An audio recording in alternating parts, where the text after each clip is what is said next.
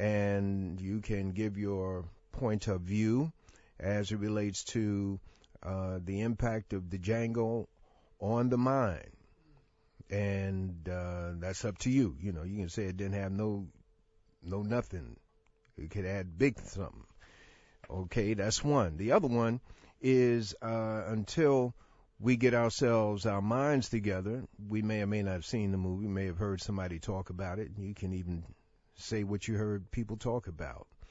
And in terms of waiting for you to give your views on the Django and its impact on the mind, we will read some various articles and some information from some blogs that will grow and develop the mind as it relates to health. So once again, we'll open up the lines for calls in about 10 minutes. 212-650-6903, 212-650-6903. Stay tuned. We'll be right back.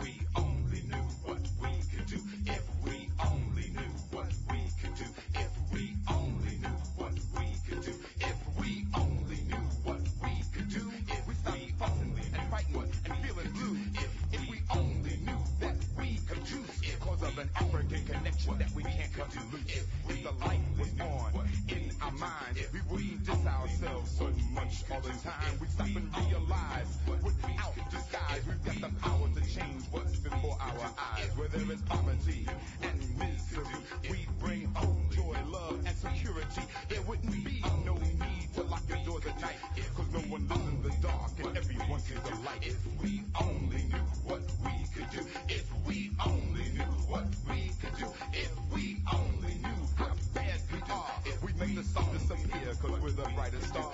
And if you feel the strength that helps those who are weak, then we'll be stepping to the rhythm like Malcolm speak. So you thought you were a chicken and your butt was made for kicking. You've been running around with your head hanging down, looking for chicken feed in this city of greed. Open up your eyes, don't you know you can fly like an eagle to the sky, much higher than high, where you don't need no crack, smack a patty, whack, and all the bones from that dog you can give them right back. If we only knew what we could do, if we only knew what we could do, if we only knew what we could do, if we stopped fussing and fighting and feeling blue, just like we cut our hair in an African style, we show a rich royal treasure every time we smile. Some time ago we just didn't know that we had the power to make the whole thing go. Motivator, educator, we're a power generator, need to own the joint instead of working as a waiter. If we only knew what we could do, if we only knew what we could do, if we only knew how strong our will, no matter what's been done, our souls can be killed like the sun and the moon and all the stars above. It's a natural thing for us to share our love. We're a healing force in a world of pain, trying to use common sense where life is insane. If we could recognize just who we be, we take control of our lives and live with dignity. If we only knew what we could do, if we only knew what we could do, if we only knew what we could do, if we only knew what we could do, if we only knew what we could do, if we only knew what we could do, if we only knew what we could do, if we only knew what we could do, if we only knew what we could do, if we only knew what we could do, if we only knew. The last poets, and they are the first poets in my book, our book, Brother Abiodun, brother straight out of Harlem, USA, good brother. He has gatherings at his home on the west side. I haven't been to any, but they say, hey, you know, you come in, do poetry, et cetera, et cetera, et cetera. Well, this is Respectful Life. I'm your host, Brother Leroy. Let me read to you. I'm always big on telling you about papers you should get into your hands and read them. If you buy them, that's good for you. If you include black papers, that is super good for you. Here's an article that came in the Daily News this past Friday, December 28th. And it's in the TV section. What caught my attention is the great headline. It says, "Praise the Lord," L-A-R-D, "and pass the bad nutrition." It's a review of a food show.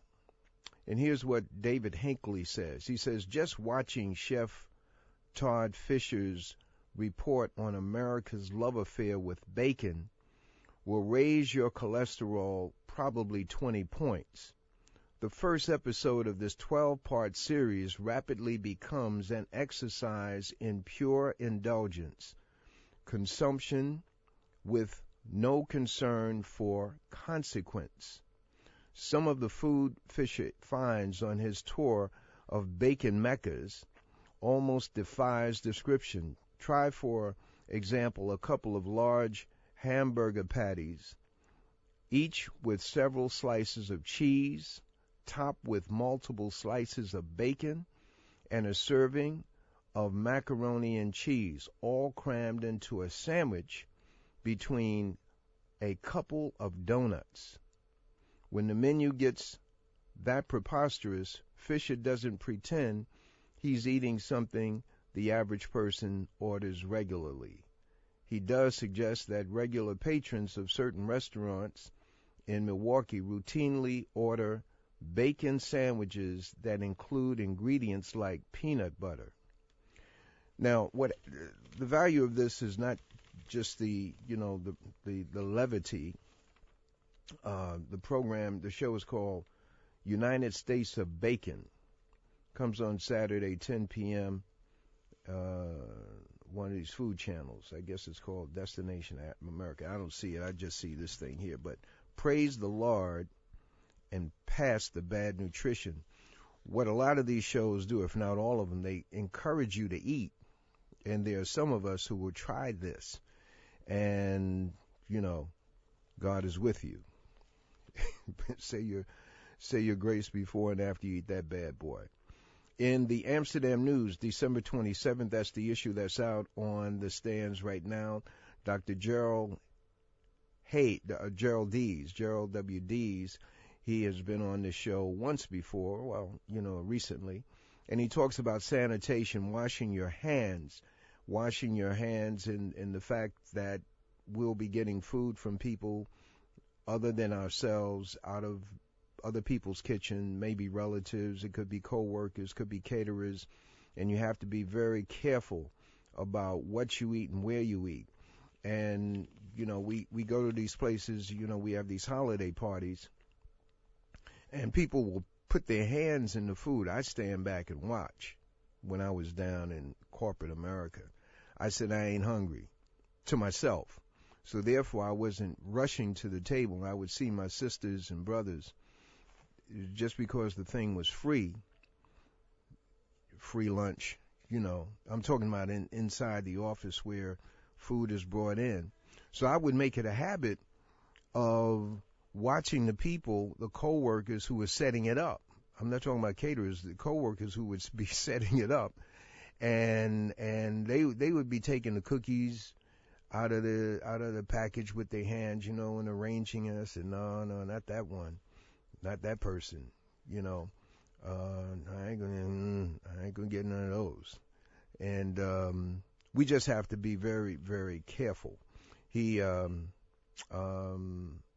talks about E. coli. He talks about touching doorknobs when you come out of the ladies' room, the men's room. And I'll add to that, you use paper. You have yourself a towel, paper towel. If they don't have that kind of thing, you wait till somebody comes in and then you roll out if there's a handle on the door. That's what I do.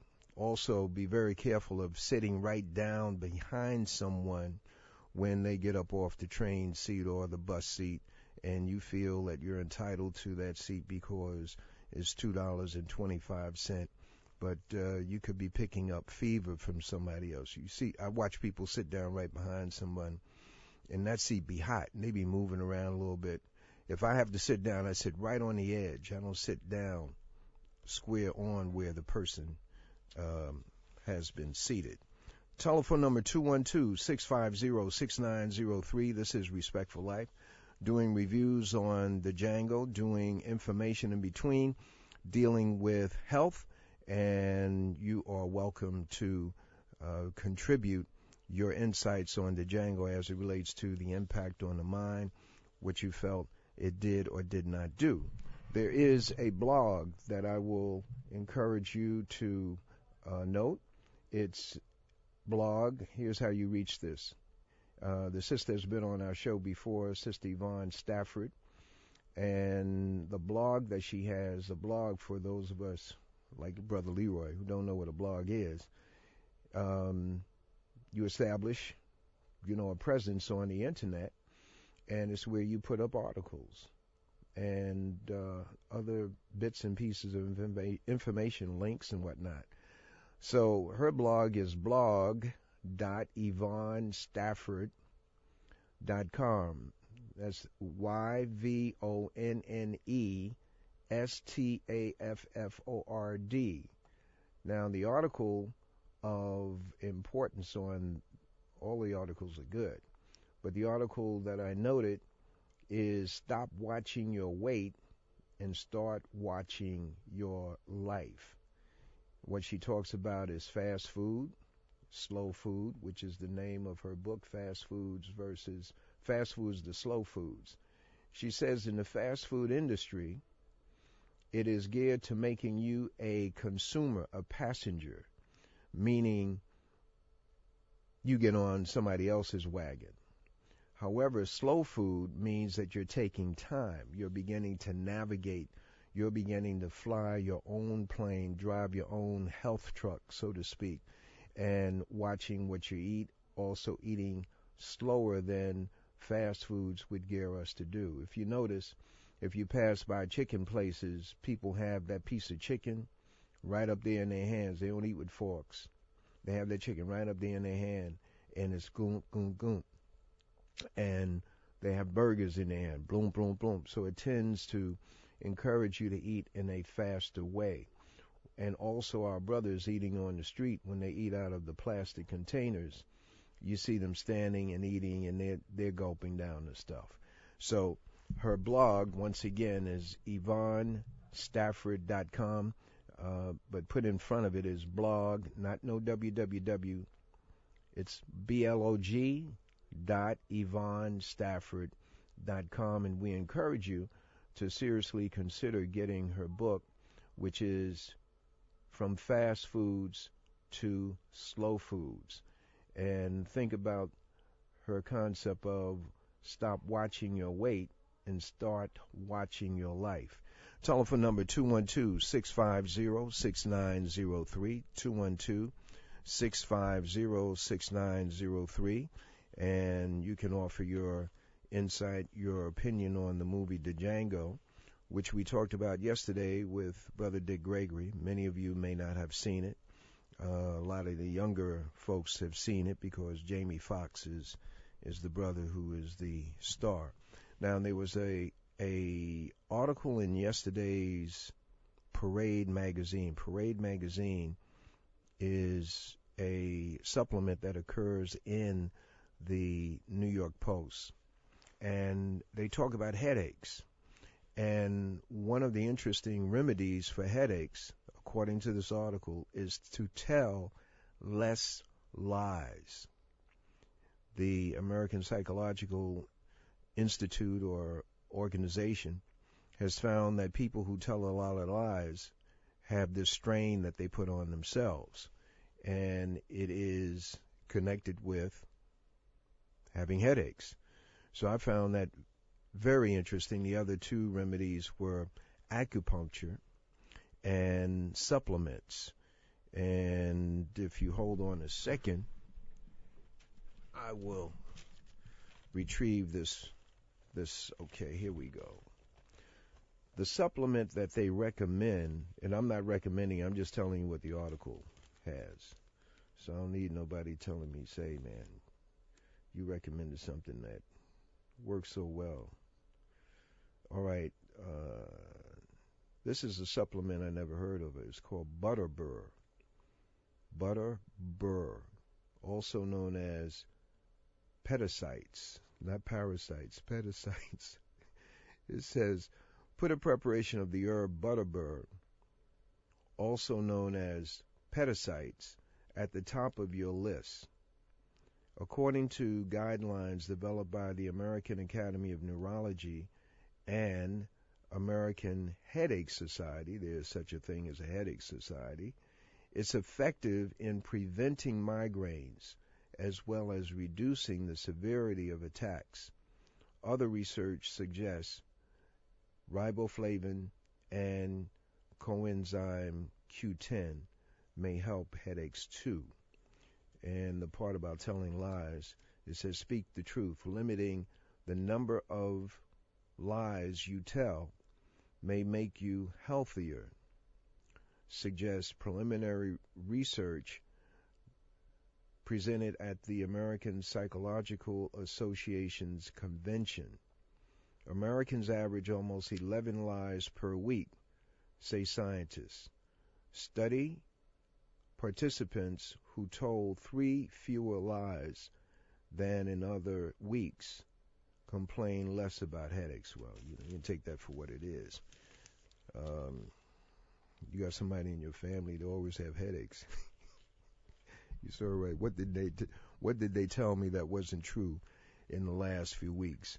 Okay, the line is open for you, and telephone number 212-650-6903. Thank you for your call. You're on the Black Air. Yes, pleasant day, Brother Leroy. Yes, sir. God bless you. All right. I didn't watch the film. Okay. Because I'm be honest with you, some of these here latest movies, I don't really go head over heels of, because it seems like they all have the basic same trend of the Tarzan and the native thing. Okay. For the longest. And it's just that, every now and then you might see, a Nat Turner, Hubangi, that does something, out of natural impulse. But most of this stuff is like in your face, Negroes. You're not going to do nothing about it. Okay. And this is the take I get on like from some of the stuff that I hear about people talking about the movie. So and I'm like, yeah, it's one of those, and it seems like, they can do it now because they say, oh, they're not going to do nothing about it. They sleep, half of them, sleepwalking. They like this here. So I'm like, I'm not really, really all that, surprised or impressed with this here stuff. It's just that I just, more or less observe, how people do. Because I noticed you don't see no movies coming out oversaturated with spick. I mean, do you notice? or wop, or Okay. All right. Ching, none of that. You don't see none. Okay. Kite, none of that. But it's always nigga. That's the latest thing as far as, black folks are supposed to be above the fray, above all that. All right. And we seem to be the only one expected to be above all of that. Well, my brother. Why there's no, in terms of endearment, about speak movie? Okay. Your point is made. And don't get me wrong, I don't even use those terms. My brother, your point is made. Point is made. Brother. No, it ain't apology. Your point is made. Your point is made. And you're reacting to the fact that you've heard that the term nigger is used in the film. Yes. That's what you're saying. Right. Okay. Have a good day. All right. Thank you, my brother. Telephone number 212-650-6903. You'll be on the air, and okay, I missed that call. I'm sorry. But 212-650-6903. Doing a couple of things. Your personal review of the movie The Django. I'm thinking that it has a tremendous impact on the mind, one way or another. We just heard one. He heard about the movie, and he gave his opinion.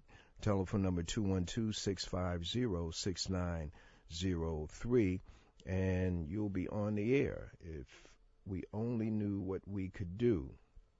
It's critical analysis. I'm sorry I lost that call, but there are others of you out there in the great atmosphere of the USA, Harlem, and beyond. In fact, on Whcr, folks can access this station by way of the internet, www.whcr.org.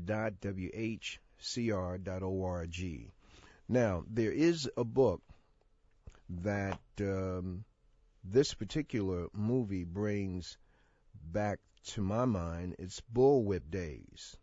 The slaves remember an oral history, and it's broken up into sections.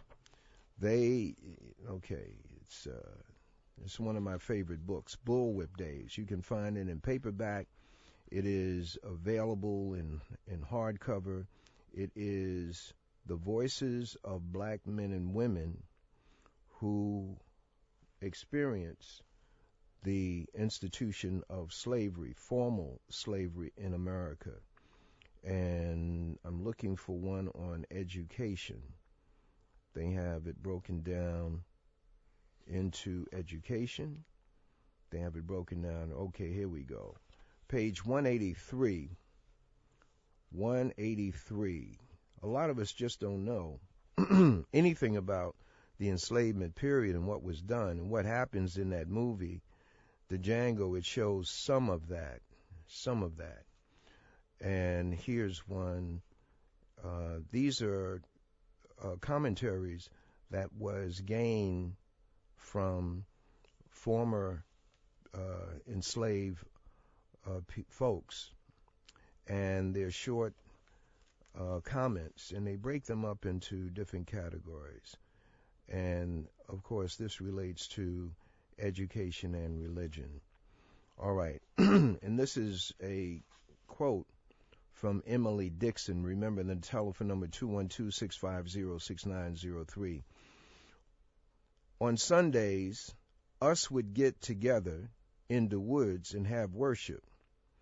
Us could go to the white folks' church, but us wanted to go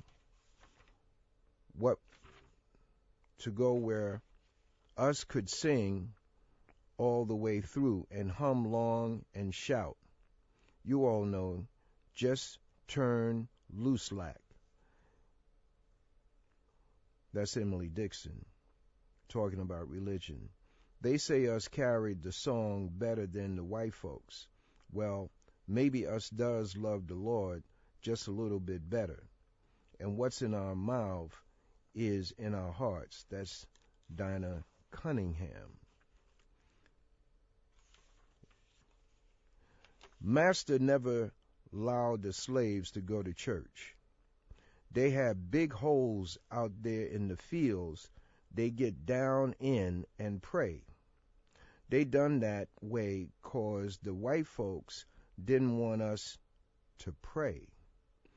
They used to pray for freedom. I don't know how they learned to pray, 'cause they weren't no preachers come round to teach us. I reckon the Lord just make him know how to pray. That's Ellen Butler. This is on reading, writing, and arithmetic. I've heard him pray for freedom. I thought it was foolishness then. But the old-time folks always felt they was to be free. It must have been something revealed unto them. Back then, if they'd catch you writing, they would break you if they had to cut off your finger. But still the old-time folks knew they would be free. It must have been revealed unto them. And that's an anonymous quotation, meaning they didn't have a name for that. Once again, telephone number 212-650-6903. This is Respect for Life. And today the guest is you, if you so desire. If you saw the movie The Django, or you may be still jangling in your sleep. Old master took his slaves to meeting with him. There was always something about that I couldn't understand. They treated the colored folks like animals and would not hesitate to sell and separate them. Yet they seemed to think they had souls and tried to make Christians of them.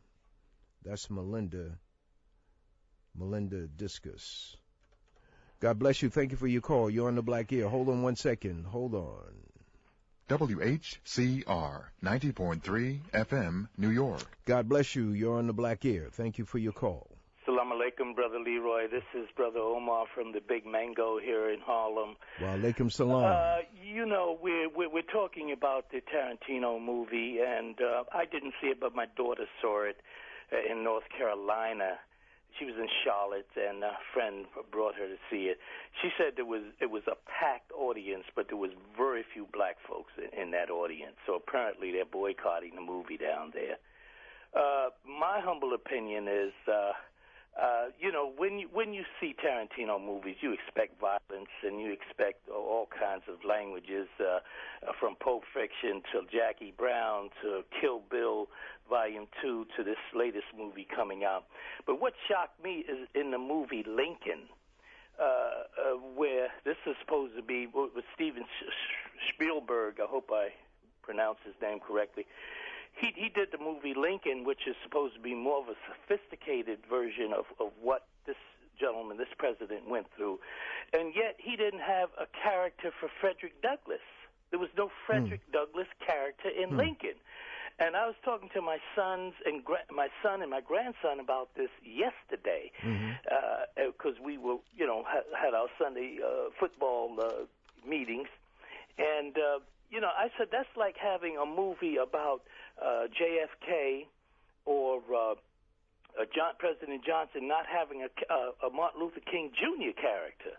You follow me? And then I even mentioned Franklin Delano Roosevelt. When I mentioned A. Philip Randolph, they never even heard of A. Philip Randolph.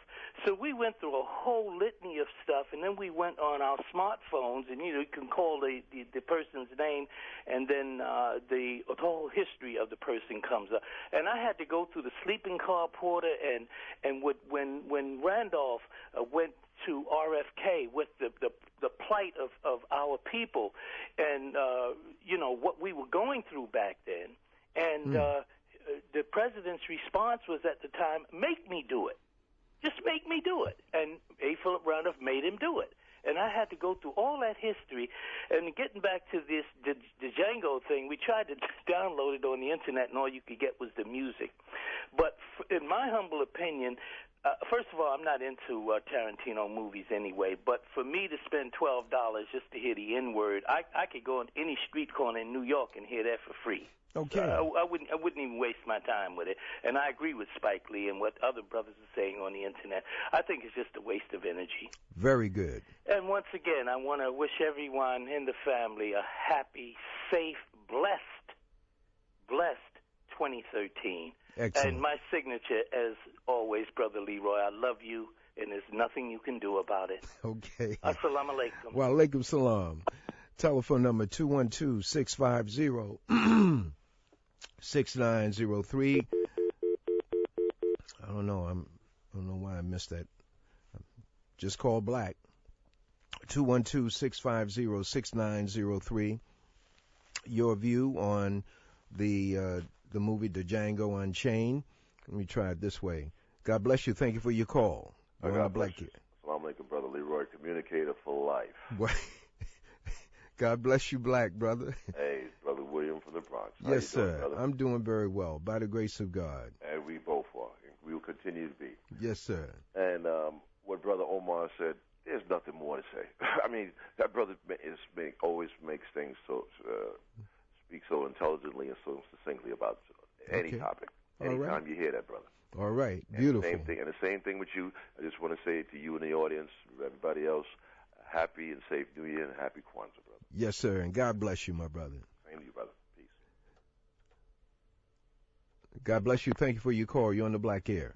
Oh, yes. Good morning, Brother Leroy. How are you this morning? I'm excellent, and yourself? Oh, I'm very good, and I'm wishing you and your family and all the listeners and all the people of the world are blessed. And Merry Happy New Year. Yes, and ma'am. yesterday I heard Dick Gregory. I just love him. And anytime he tells me to go to see something, I didn't go to see that movie, and they need to be bringing more movies about what we went through, Brother Leroy. Now, I'm not ashamed that he said nigga, because that's what they called us back in that day. Amen. And now we're calling ourselves that. So come on, forget about calling.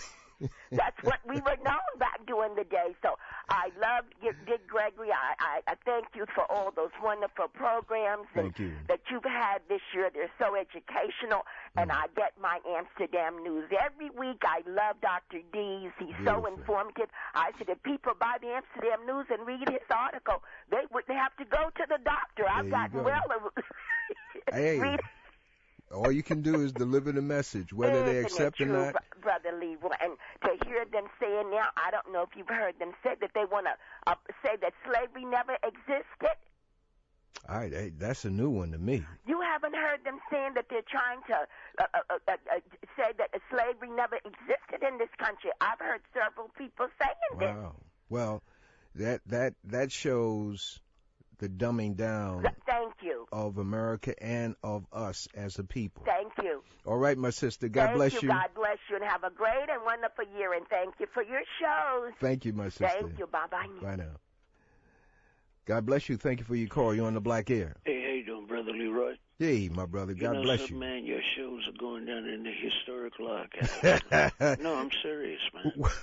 You're going to be up there with the big ones, man. Well, all praise due to Allah, brother. You know, but let me just say this. Is something Dick Gregory said yesterday about that shooting up there in Connecticut. Oh, Connecticut, yeah. The first airing that I heard of it was that they had one guy down and the other guy was running through the woods. And that just died. And then all of a sudden they come up with this autistic guy. Yep. And I was telling everybody, I said, what? He said, the autistic guy, get out of here. I heard it was more than one guy. But they froze that out and threw this at us. What is important is that those of us who heard that and may have seen the report, that we know that we saw or we heard it. Yeah, I started to question my own ears. Exactly. Now, I'll tell you a similar situation. When Malcolm was assassinated, I got the first edition of the New York Times, and you go downtown to get it. In other words, when it comes off the press, you go into the truck bay at that time, right, where they put the papers on the truck. They sell you the paper. So I read the whole thing. May have been 3-4 pages, front page on into the inside. One of the statements in the article was that they had apprehended the person who had the broken leg or was shot, that was Thomas Hare, I believe. Right there at the scene. And that they had apprehended another individual 2 or 3 blocks away. When I was a kid, I was just 1 year into New York in the sophistication of the whole, Muslim movement and everything. Yes. And I hadn't really become immersed in it. I came from the South, and I had no knowledge of it. When I got here, I saw the pictures the first year, but it took another year for it all to register. I got here in 64. And by 65, I still wasn't, as astute in that whole, in that whole genre as you were. I was a younger fella, but I seem to remember something like you were saying. There was a discrepancy of what had happened. Now, that was in the Times. Yeah. I mean, we all take the Times as being the god of papers in New York. Yeah, well, we know how that goes. Well, no, I'm just telling you. That's the it's the paper with everything fit to print. So that morning, it's that night that I bought the first edition. That morning, I'm going to get the late edition, which is going to have more information. Right. That line was missing. I said, wait a minute, how did they? Then they said they caught these other 2 guys at their homes, other 2 brothers at their homes. Those are the ones that were framed for the murder of Malcolm. Now, a year later, there was an article, there was a publication that came out of the Village called The Owl. I think it had the logo was an owl, OWL. And their first edition was a review on the assassination of Malcolm.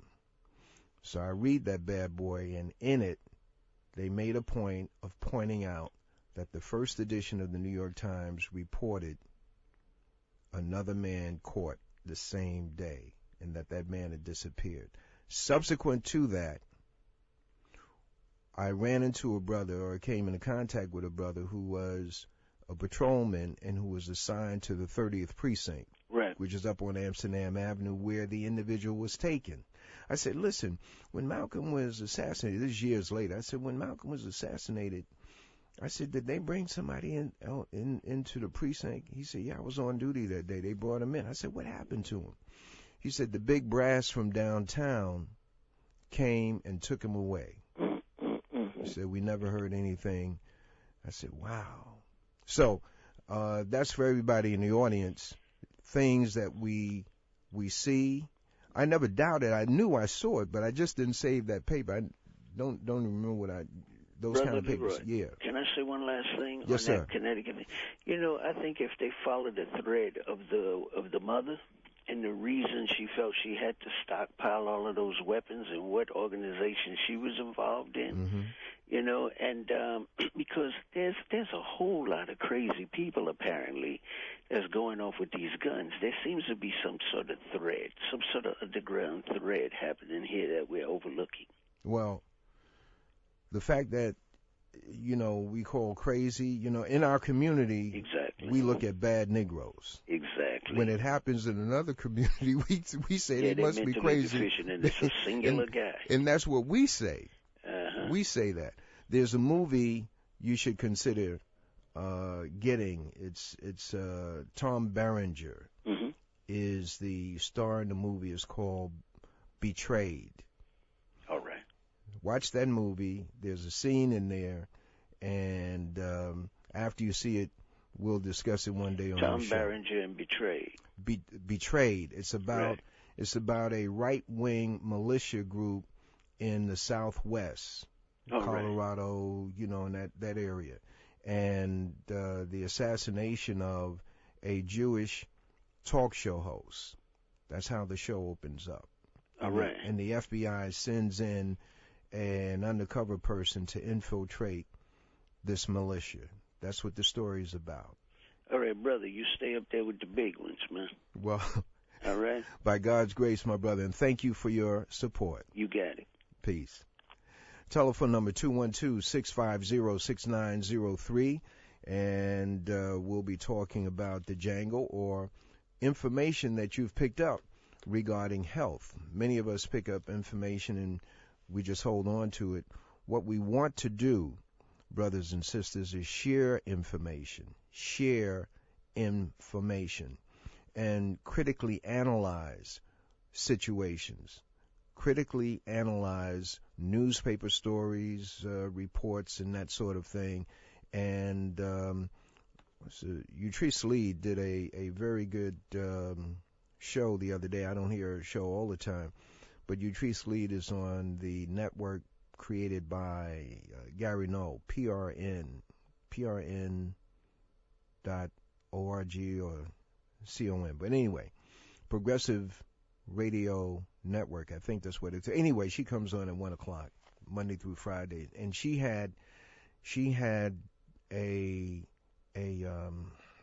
posed a question regarding a report that she had played for folks, and she went into an analysis, and she asked the folks what did they see and what did they hear in a presentation by the person from the National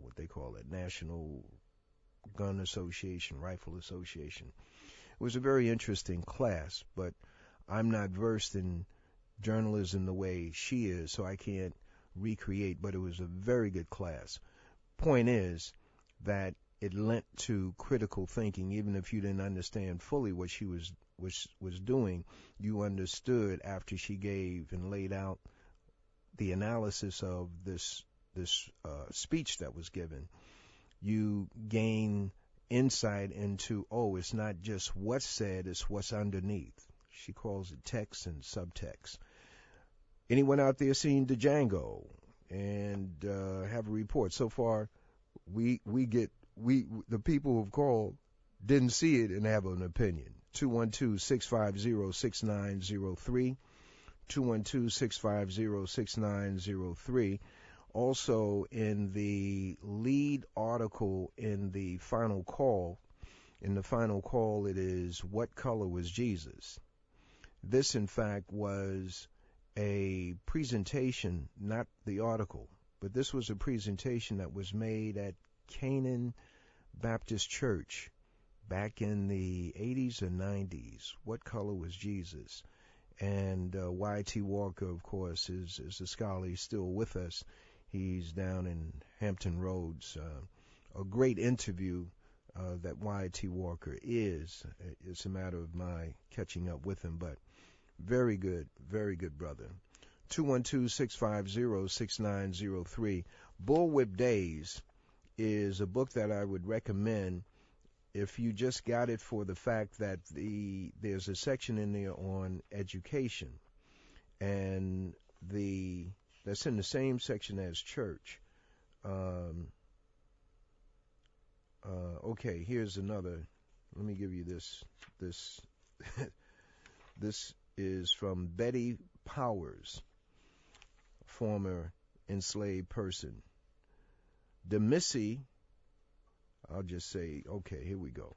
God bless you. Thank you for your call. You're on the Black Air. Assalamu alaikum, Brother Leroy. Wa alaikum salam. Yes, I just want to wish you and your family a prosperous and healthy New Year, and the listeners also much health and for many, many, many, many years. And I just wanted to add, when you was talking at the beginning of the program about when you sit on the subway seat, you sit on the edge. Yeah. Somebody else sitting there. What I've been doing for years is when I get on the trains and I sit down, I always carry paper with me, newspaper. Yeah. And I just spread the newspaper and sit on that. You know? Yeah. And if I don't have newspaper, then I just stand, because I'm not going to sit on them seats, because I see people on there. They have a feast on the seats. They have their sodas. They have chips and burgers and stuff, and you see chicken wing bones and whatnot. You know, so and people put their feet up on the seat, tying their shoe or just sit on the seat and have their feet, up on the seat. So I don't sit like that, So I agree with you with that. Yeah. And plus, when I come home, I take off my street clothes, because I don't want that the filth to come into the house. I want my place to be as clean as possible, Right. So I just wanted to add that. And again, peace and love. Thank you, my brother. And to all the listeners, much health. Yes, sir.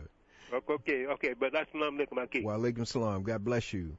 Thank you. And what the brother was saying about how people sit on the train, this is not a complaint.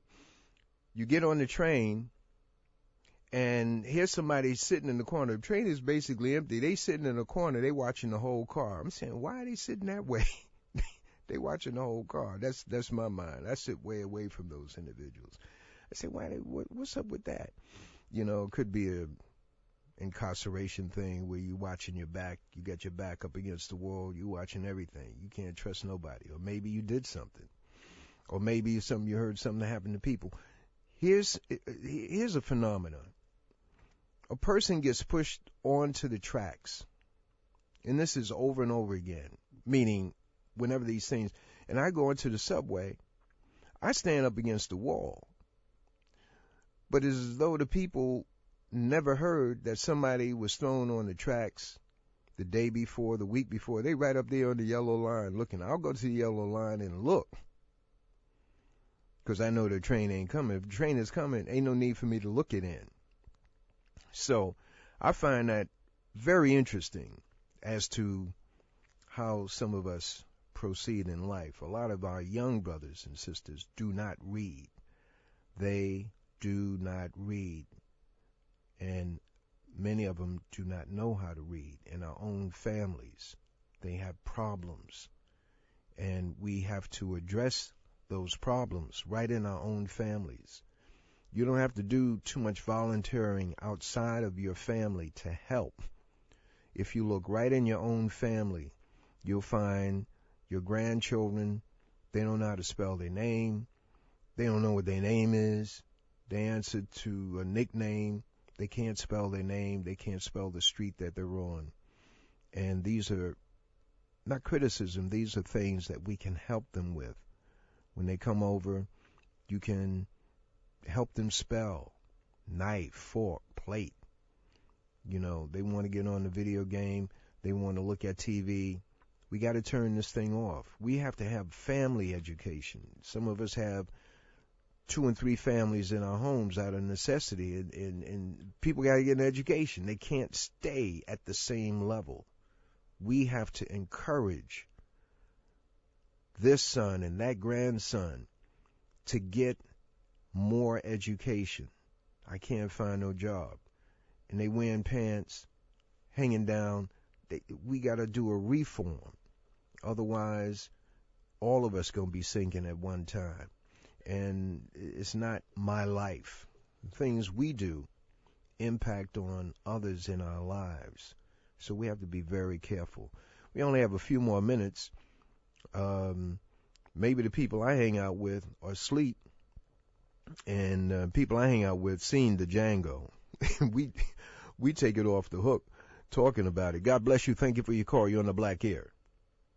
Brother Leroy, assalamu alaikum. Wa alaikum salam. I'm hearing an echo. Oh my God. Hearing the echo. That's what when we were little children, we had a singing group, and we would go into hallways that had an echo chamber.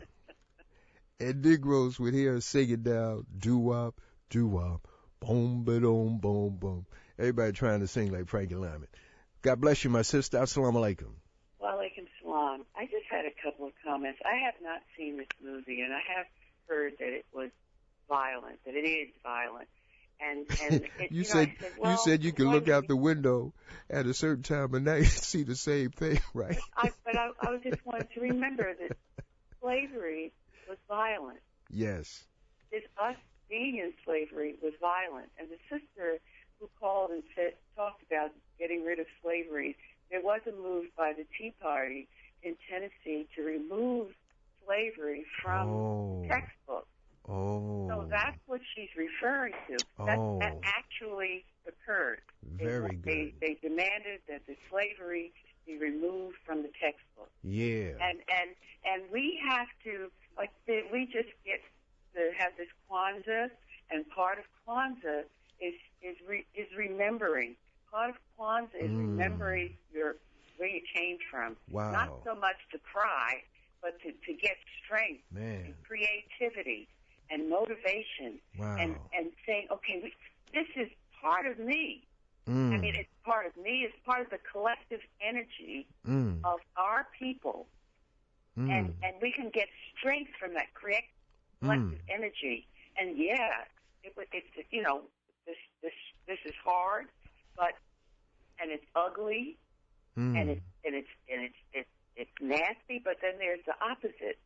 There's there's the spiritual side, and that's where we get our spirit from. That's where we get our music from, and our strength. And so, in a way, because I had my doubts, and I said, what do I want to see all that violence for? Mm-hmm. And I don't even know if it's violence. This is what I hear. Yeah. This is what you hear.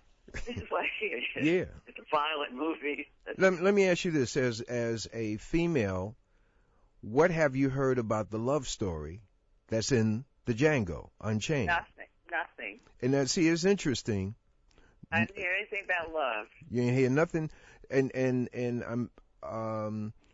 you've heard about the movie from people who've seen it, or people who have seen a Spike Lee interview or this and that, and they haven't seen it, but they talk about the violence. Exactly. People have not seen it. Okay. It is a love story. It is, from women I've spoken to, it is very meaningful in terms of the elevation of the black woman. And it is quite interesting. Okay, my sister, thank you for your contribution. It's about a man looking for his wife.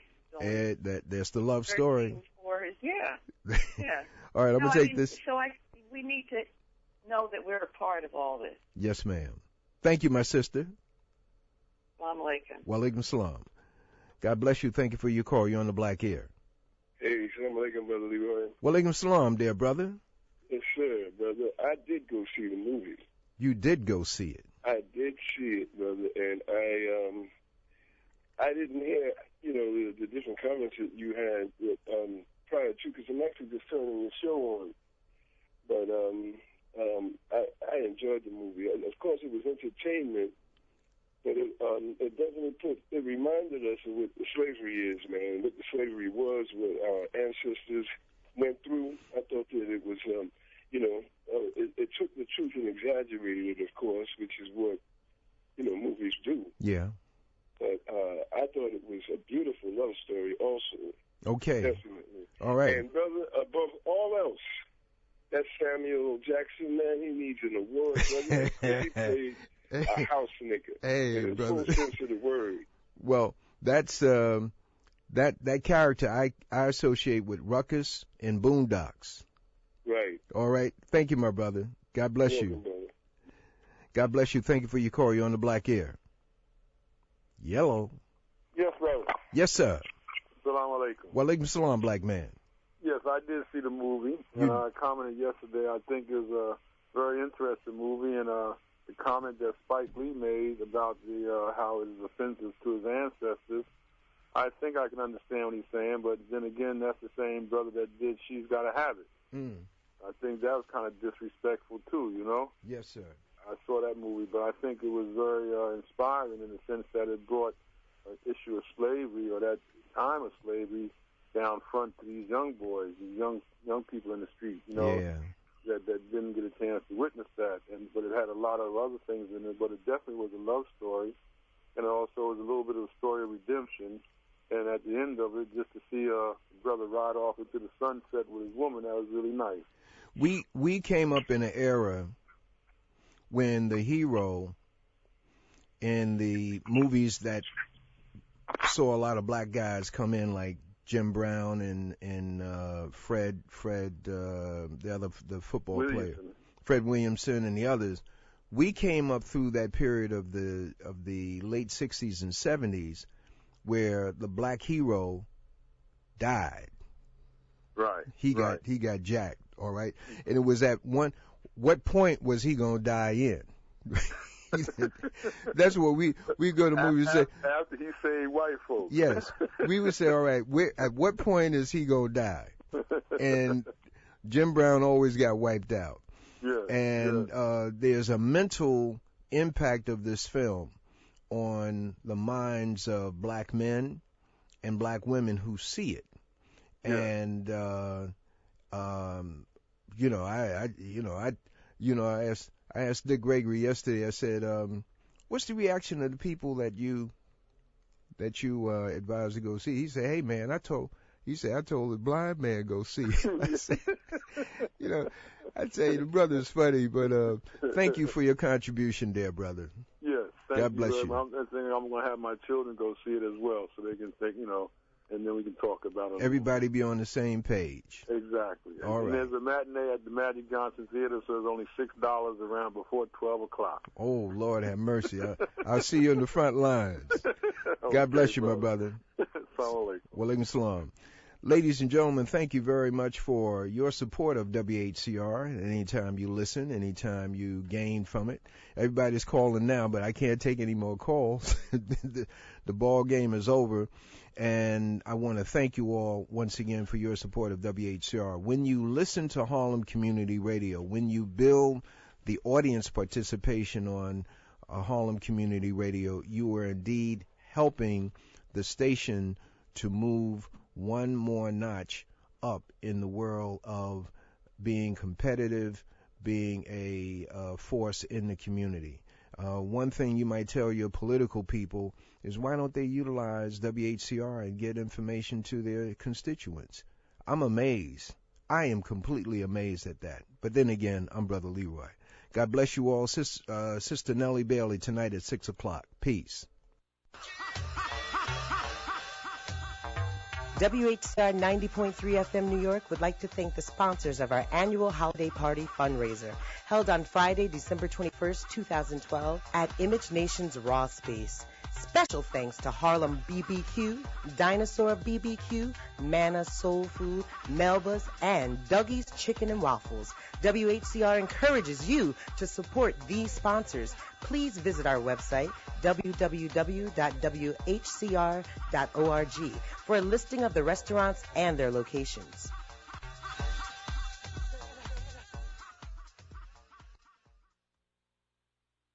WHCR 90.3 FM, New York. Each year, 650,000 individuals are released from jails and prisons across America. There's a 67% chance that they'll be incarcerated again within 3 years. While this is a big problem, there's an even bigger solution: education. Education is the most effective response to crime, and College Initiative works to make college a realistic goal for formerly incarcerated New Yorkers. College Initiative works to help formerly incarcerated individuals to become stabilizing forces